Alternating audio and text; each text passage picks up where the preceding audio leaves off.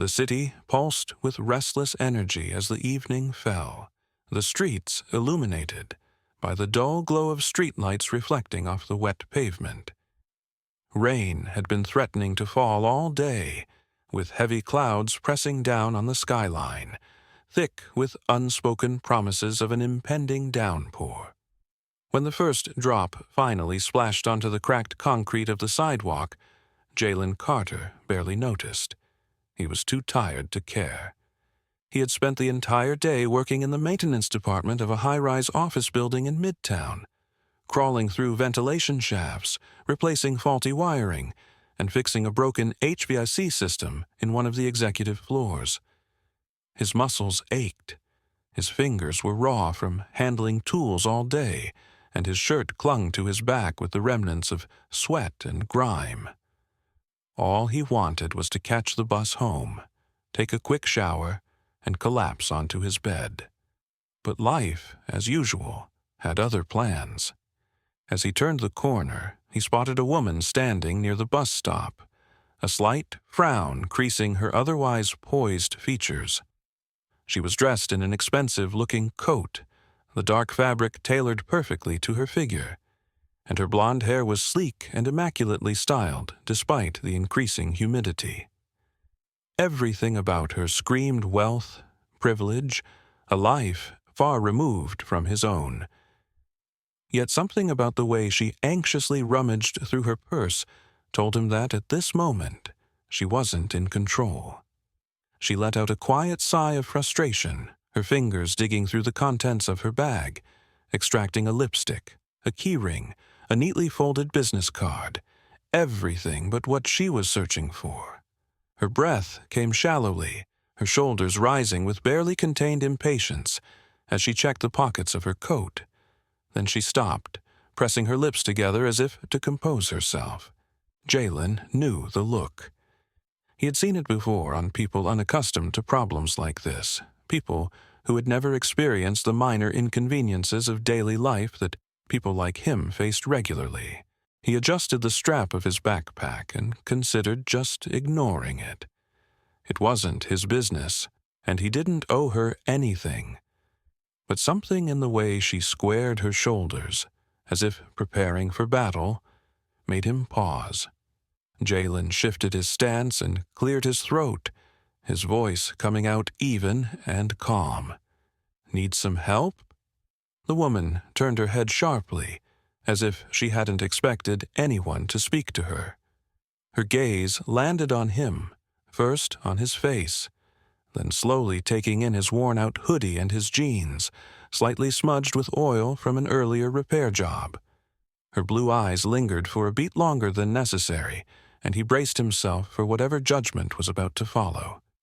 She hesitated, then exhaled through her nose. "I lost my wallet," she admitted, her voice smooth, well-trained for business meetings and negotiations. "And my phone is dead." Jalen nodded, unsurprised. "Rough day." "You have no idea," she replied. She glanced at the approaching bus and back at her empty hands, her jaw tightening. Jalen considered his options. He had exactly $44.75 on him, just enough to cover his own fare home and maybe grab a quick meal if he stretched it right. But something about the way she stood there, tense and unwilling to ask for help, made the decision easy. Without another word, he reached into his pocket, pulled out a few crumpled bills and some loose change, and held them out to her. "Here," he said simply, "bus fare." The woman blinked as if he had just spoken a foreign language. She looked down at the money in his outstretched hand, then back at him, her expression unreadable. People like her didn't expect things like this from people like him. "I can pay you back," she said slowly, still not taking the money. Jalen shrugged. "Don't worry about it. Just pay it forward sometime." Something flickered in her gaze.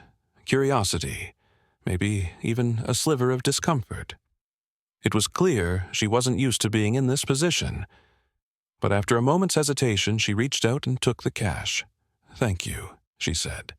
and for the first time since he'd seen her, her voice carried something genuine. Jalen simply nodded.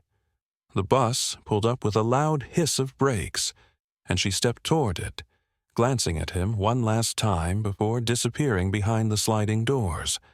As the bus rumbled away, Jalen shoved his hands back into his pockets and exhaled, already pushing the encounter to the back of his mind. He had done what felt right. That was all. He didn't know that the woman he had just helped was Claire Monroe, CEO of the very company that owned the building where he worked. He didn't know that by the next morning, his world would start shifting in ways he could never have expected. And he definitely didn't know that for the first time in years, Claire Monroe would find herself unable to stop thinking about a stranger. The next morning, the city hummed with its usual rhythm, a steady pulse of movement and noise that never truly ceased. Claire Monroe stepped out of her car and into the sleek, glass-walled building that bore her name. The world of corporate power welcomed her back with the precision of a machine. Doors opening at her presence, assistants falling into step beside her, emails piling up in the inbox she would soon clear with sharp efficiency. But for the first time in years, her mind was not wholly occupied by the carefully orchestrated routine of her day. She had slept poorly, which was unusual for her. Normally, she compartmentalized. Business was business, life was structured and controlled. But as she sat in her office, sipping the espresso that her assistant had placed on her desk at exactly 8:05 a.m., she found herself staring out the window, recalling the events of the previous night. The rain, the missing wallet, the stranger at the bus stop. He had given her money, just like that. No hesitation, no expectation. It had unsettled her more than she cared to admit.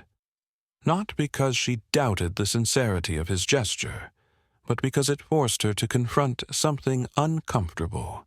How deeply insulated she was from the kind of world where losing a wallet could be anything more than a temporary inconvenience. Claire was used to negotiations, to calculated exchanges where every action had an expected return. But he hadn't asked for anything. He had simply helped. She hadn't even asked his name. A knock on her office door pulled her from her thoughts. "Miss Monroe?" Her assistant Natalie stepped inside holding a tablet. "The maintenance team is doing routine inspections today. There was an issue with the HVAC system on the 10th floor last night. Apparently, it's been resolved. Also, the service reports for the month are ready for your approval." Claire straightened slightly. Which team handled the issue? Natalie scrolled through her notes. "The night shift, mostly electrical work. I can get you specifics if needed." "Do that," Claire said almost absently. A few minutes later, Natalie returned with a printed report highlighting the names of the staff who had worked late the previous night. Claire scanned the list, her gaze stopping abruptly. Jalen Carter. For a moment, she thought she had misread it. But no, there it was. The name of the man who had stood at that bus stop offering her his last few dollars without a second thought. Her stomach twisted, though she wasn't sure why. She glanced at Natalie. "Where is Carter stationed today?" "Service department. Ground floor. Most of the team is handling routine building inspections." Claire exhaled, pressing the papers lightly against her desk. It was an odd feeling, knowing she had been helped by someone who technically worked under her authority. She wondered what he would do if he saw her again. If he would acknowledge their brief encounter or pretend it hadn't happened. She decided she would find out. Leaving her office, she made her way toward the lower levels of the building, the parts that executives rarely visited. The service department was a stark contrast to the polished boardrooms and offices above. Concrete floors, metal lockers, tool racks lining the walls, the scent of industrial cleaner mixed with oil and dust. She spotted him almost immediately. Jalen was crouched beside an open electrical panel, checking connections with practiced ease. His uniform, a standard maintenance jumpsuit, was rolled at the sleeves, revealing strong forearms streaked with faded marks from years of manual labor. His hair was neatly trimmed, and there was an air of quiet focus about him, the kind that came with knowing your work inside and out. He hadn't seen her yet.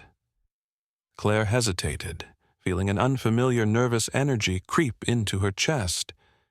It was ridiculous. She was the CEO of this company. She had led multi-million-dollar deals without blinking.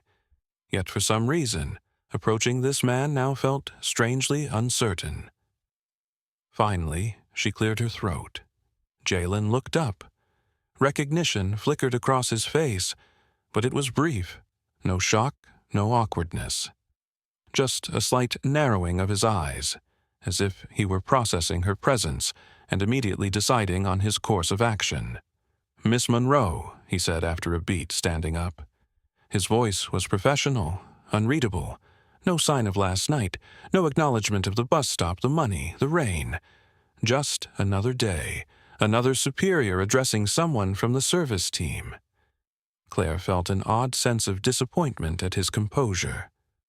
"I wanted to personally thank you," she said, keeping her tone even, "for last night." Jalen's expression didn't change. "It wasn't a big deal. It was to me," she said. A pause. His eyes, dark and steady, held hers for a fraction longer than necessary before he gave a small nod. "Glad I could help." Something about his restraint intrigued her. Most people in his position, most people in general, would have reacted differently.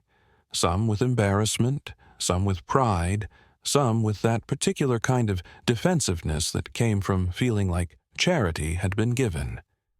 But Jalen was none of those things. He was neutral, distant.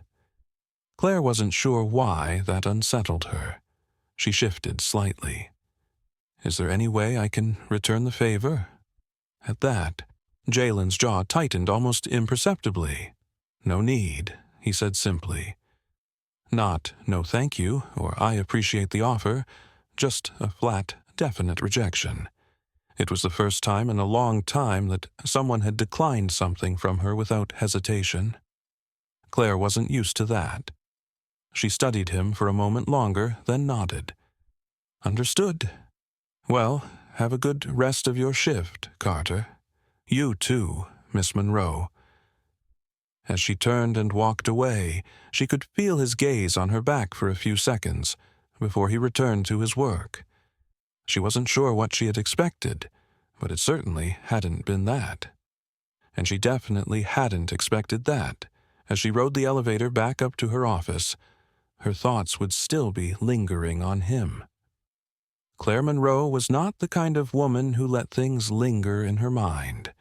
She prided herself on efficiency, on decisiveness, on the ability to keep her thoughts compartmentalized. Yet, as the days passed, she found her attention drifting toward the memory of Jalen Carter more often than she was willing to admit. It wasn't attraction, not in the way people might assume. It was curiosity, a fascination with his restraint, his composure, the way he had refused her gratitude as if it were entirely unnecessary. She wasn't used to people like him in her world. Everyone wanted something. But Jalen, he had walked away. The more she thought about it, the more it unsettled her. And perhaps that was why she found herself looking for him in the small, unnoticed corners of the building, where people like her rarely ventured. Not overtly. She wasn't so foolish as to make it obvious. But she started taking different routes to her office, pausing a second longer near the maintenance department, her gaze occasionally catching glimpses of him as he worked. He never looked her way. If he was aware of her presence, he gave no indication. And that, more than anything, made her feel something dangerously close to irritation. Claire was used to power. She was used to influence, to people acknowledging her presence the moment she stepped into a room. But Jalen, he treated her as though she were no different from any other executive in the building, just another name in a company too large for personal attachments. It was disorienting, even if she didn't want to admit why. At first, she told herself it was just the natural course of things. Their lives had intersected for a brief moment, but now they had returned to their respective worlds. But then slowly, she started noticing something else. Jalen wasn't just avoiding her, he was withdrawn from everything. It was subtle, small changes. Where he once spoke easily with his colleagues, she noticed he now kept his conversations short, nodding in acknowledgement but rarely engaging. His usual relaxed demeanor had been replaced with something harder, more measured. And most of all, there was the way he refused to meet her gaze whenever they happened to cross paths. Claire wasn't the only one who noticed. She overheard murmurs in the executive lounge, snippets of conversation among managers who had started speculating about the maintenance worker who had somehow caught the CEO's attention. Think she's grooming him for something? Maybe he's some kind of charity case. You know how these rich tycoons love their social projects. I bet he thinks this is his big break. Won't be long before he asks for a promotion. The words sent a sharp wave of annoyance through her. These people had no idea who Jalen was. They assumed he was like them, calculating, ambitious, in all the wrong ways. But Claire knew better. Jalen wasn't playing a game. He wasn't trying to climb the corporate ladder by association. If anything, he was running in the opposite direction. She wanted to confront them, to shut down their speculation. But she knew how these things worked in the corporate world. Perception was everything, and sometimes the truth didn't matter nearly as much as the stories people wanted to believe. That realization only made her frustration grow. She decided to handle it the way she handled most problems, directly. When she found Jalen in one of the maintenance corridors that evening, she barely hesitated before speaking. "Are you avoiding me, Carter?" Jalen didn't even flinch. If he was surprised by her sudden confrontation, he hid it well. He continued working, adjusting a pipe valve with careful precision, before finally exhaling and turning toward her. His gaze was unreadable. "No, ma'am," he said, his tone neutral. "Just busy." "Liar," she said smoothly. For the first time since she'd met him, she saw a flicker of something cross his expression, an emotion too brief to name. "If you say so," he replied, then turned back to his work. Claire studied him for a long moment. "You do realize that the more you avoid me, the more people talk, right?" Jalen's grip tightened slightly on his wrench. "People are always going to talk," he said finally. Something about the way he said it made her pause. It wasn't resignation. It was experience. As if this wasn't the first time he had found himself caught in the crossfire of assumptions and whispered conversations. Suddenly, she understood. She had thought his distance was about her, but it wasn't, not entirely. It was about survival. In her world, power was a tool, a currency, something to be leveraged and wielded with precision. But in his world, power was a risk, an invisible line drawn between those who were accepted and those who weren't. The moment people had seen her speaking to him, the moment they had begun speculating, they had decided that he didn't belong. And Jalen knew exactly how that story played out. She exhaled, suddenly feeling more tired than she had in weeks. "I can make it stop," she said quietly. "The rumors, the assumptions. If they think this is something it's not, I can—" "It doesn't matter," Jalen interrupted, his voice firm but not harsh. You can't change what people have already decided to believe. And I don't need saving, Miss Monroe. Claire felt something tighten in her chest at his words. She should have let it go. She should have accepted his boundaries and moved on. But instead, she found herself watching him, watching the quiet strength in his posture, the way he carried himself, despite knowing the weight of the expectations placed on him. And for the first time in a long time, she didn't know what to say. So she didn't. She turned and walked away. But as she did, she knew this wasn't over. Not yet. Jalen had spent most of his life understanding one fundamental truth. There were some fights that weren't worth picking, some lines that weren't worth crossing, and above all, there were some people he wasn't supposed to get too close to. Claire Monroe had become one of those people. He had tried to ignore her presence in the building, had tried to act as though their worlds had never intersected at that bus stop. He had even convinced himself that if he simply kept his head down and did his job, people would lose interest. But the whispers hadn't stopped. The weight of unspoken accusations still pressed down on him like a storm cloud waiting to break. The thing about working in a place like this, in a city like this, was that perception was often more dangerous than reality. He didn't need to do anything wrong. He didn't need to say anything inappropriate. All it took was one assumption, one unfounded rumor, and he could lose everything. He wasn't willing to risk it. But what he hadn't expected was for Claire Monroe to push back. She wasn't the type to let things go. He had figured that out the moment she had confronted him in the maintenance corridor, questioning his distance, as if it was something she had the right to understand. But what she didn't get, what she couldn't get, was that this wasn't about her. It was about survival. Still, she wasn't letting it go. Over the next few weeks, Claire's presence became impossible to ignore. She never sought him out directly again, but he could feel her eyes on him sometimes, watching from a distance when she walked past the service department. Her gaze lingered half a second too long.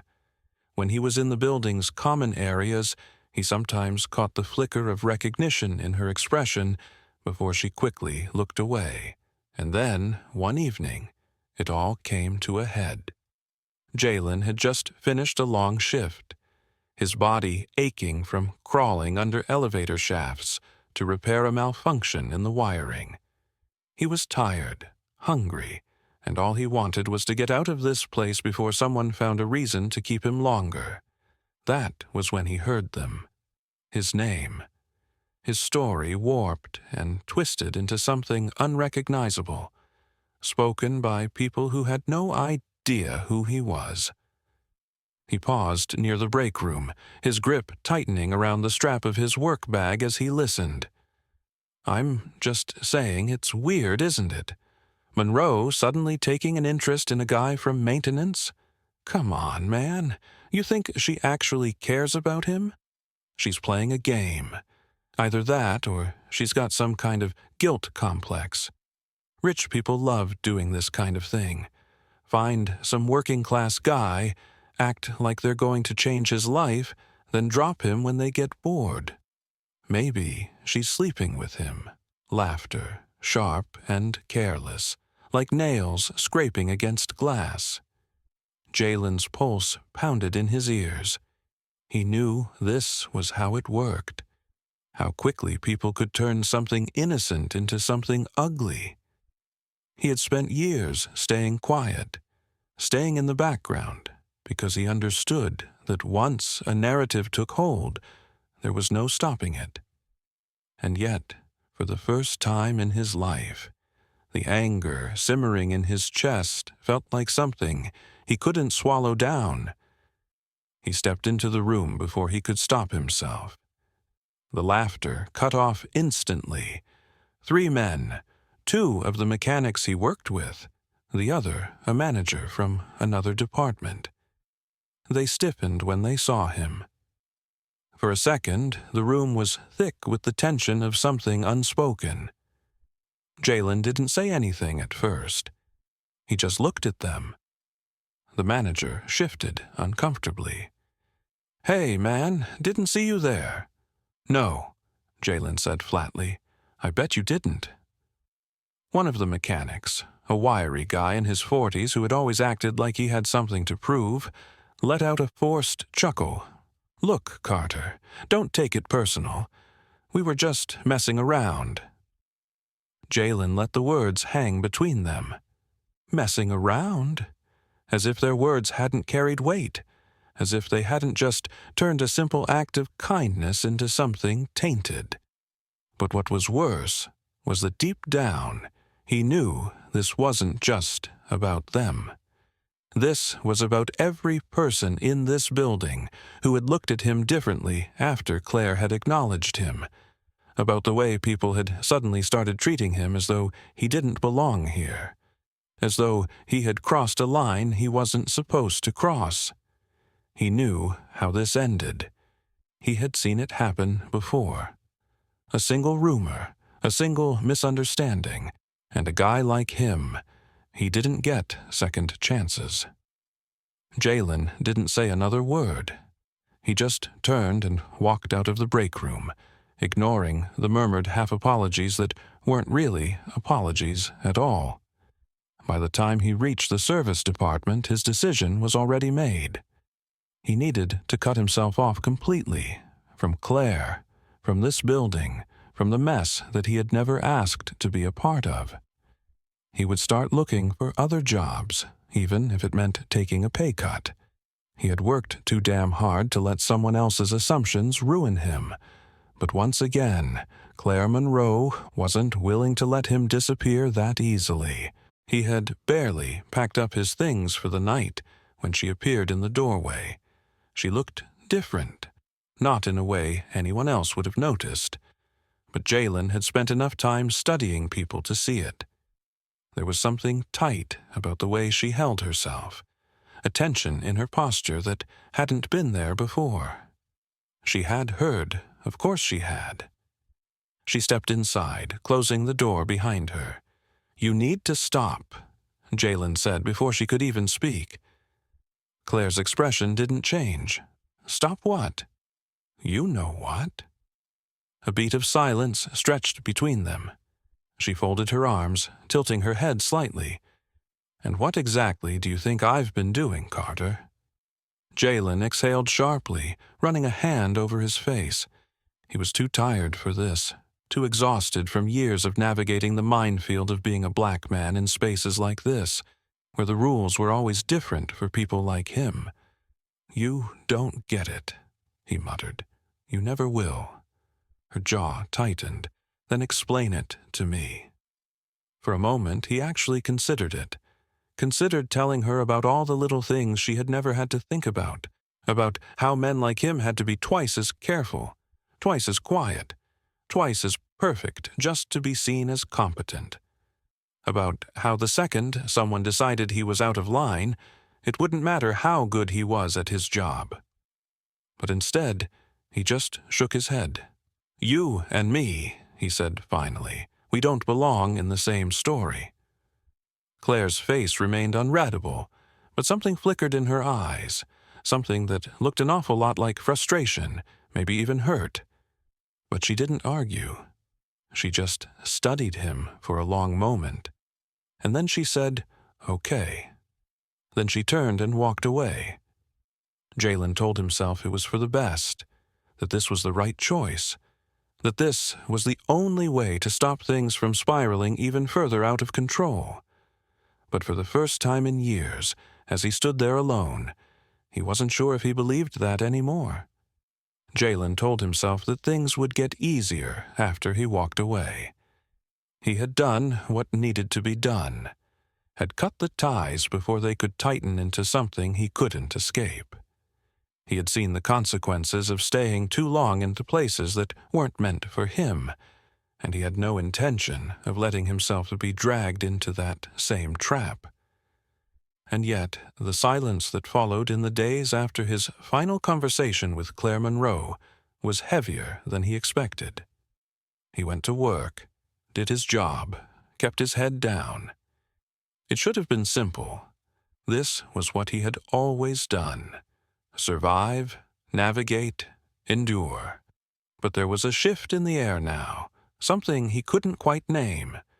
People still talked, of course. That much hadn't changed.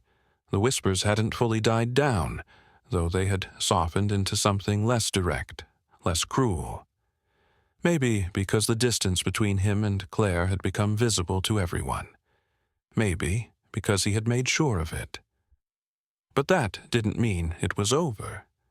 There were still looks from management, still an unspoken wariness in the way his supervisor assigned him tasks, as if they were waiting for him to make a mistake, as if they were still unsure whether he was someone to be tolerated or someone to be discarded. Then, one afternoon, he found proof that they had already made their decision. It started with a routine assignment, a broken air conditioning unit on the 17th floor. Jalen had handled things like this 100 times before, had run maintenance on this very system just last month. But when he pulled up the internal report on his tablet, he noticed something strange. There was a note attached to his work order: performance under review. His stomach tightened. He had seen this before. He knew exactly what it meant. Companies didn't fire people like him outright. No, they made it slow, gradual. They started with extra scrutiny, with nitpicking, with a sudden interest in performance where none had existed before. And then, once they had built a case, once they had enough to justify their decision on paper, they let him go. Jalen had spent his entire life knowing how easily the ground could shift beneath him. He wasn't going to wait for them to pull the rug out from under him this time. That night, he stayed up until 3 a.m, pulling up job postings, sending out applications, reaching out to old contacts who might have leads. He wasn't going to let himself be backed into a corner. By the end of the week, he had an offer. It wasn't glamorous. A small, independent maintenance company on the other side of town, nowhere near the level of infrastructure that Monroe Industries had. The pay was less. The benefits weren't as strong, but it was stable. It was his way out. And so, with a resignation letter typed and printed, he walked into work on Monday morning, prepared to leave it all behind. But Claire Monroe wasn't done with him yet. He had barely stepped into the building when his supervisor stopped him, expression unreadable. "The CEO wants to see you," the man said. Jalen's grip tightened around the folder in his hand. Of course she did. He should have expected it, should have known that walking away wouldn't be that simple. Claire Monroe wasn't the kind of person who let things go, but neither was he. So he made his way up to the executive floor, past the sleek glass walls and silent hallways that had always felt so distant from the world he knew. Then he stepped into her office. Claire was standing by the window when he entered, her back to him, gaze fixed on the city skyline. She turned when he closed the door, and for the first time in weeks, he saw something other than cold restraint in her eyes. "You're leaving," she said. "Not a question, a fact." Jalen set the folder on her desk. "Figured I'd save everyone the trouble." Her lips pressed together, her fingers curling slightly where they rested at her sides. "Is that what you think this is?" Jalen exhaled sharply. "I know what this is. I know how it goes. You don't have to pretend." Claire was silent for a long moment. Then, to his complete surprise, she let out a quiet, humorless laugh. "You really think I'm letting you go because of a few rumors?" she asked. He met her gaze without flinching. "I think you don't have a choice. People like me don't get to be distractions in places like this. You know that just as well as I do. Something flickered in her expression, something sharp and unreadable. You don't know what I know, Jalen. It was the first time she had ever used his first name. It shouldn't have mattered, but somehow it did. She stepped closer, resting a hand on the folder he had placed on her desk, but not opening it. You've been under review because you challenged your supervisor over unsafe work conditions last month. That's why they put the note on your file, not because of me. Jalen's jaw tightened. That complicated things. Because as much as he wanted to believe that it had all been about perception, about race, about the way people had looked at him ever since he had crossed some invisible boundary, he also knew that this company had never cared about worker safety. He had pushed back.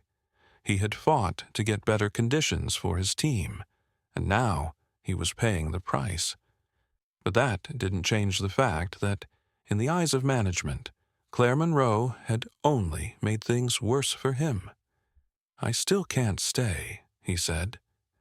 Claire studied him for a long moment. "Because of them?" "Because I have to build something for myself," he said, his voice quieter this time. "Something that doesn't rely on whether or not people like me. Something that can't be taken away because of the wrong conversation, the wrong assumption." She didn't argue. She didn't tell him he was wrong. She just nodded once, as if she understood. Then she opened the folder, scanned the resignation letter, and placed it back down.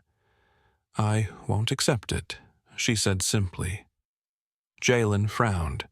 "That's not your call." Her lips curved into something that wasn't quite a smile.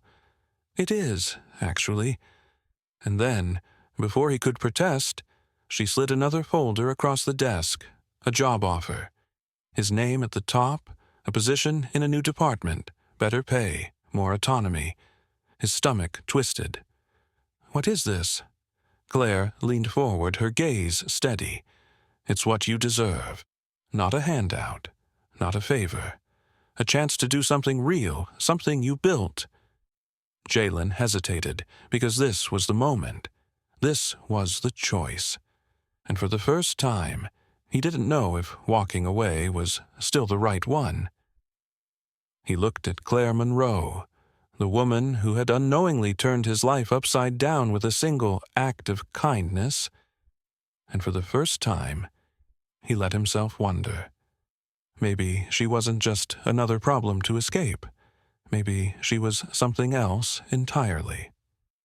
If you enjoyed this story, make sure to subscribe for more. Don't forget to share it with others who might love it too. And if you want more stories like this, check out our other videos. There's always something waiting for you.